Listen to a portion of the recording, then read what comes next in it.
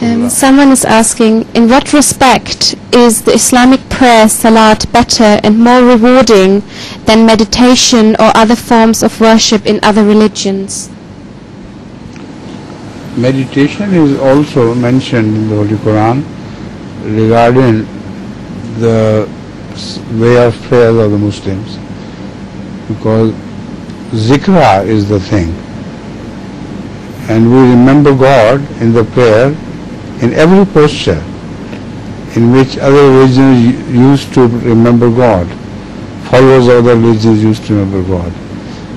If you look around the whole world of religion, you will observe that some people remember God only standing, some by bowing down in ruku position, some again standing without hands bound here but hanging by their sides, some prostrate fully, and some do it sitting.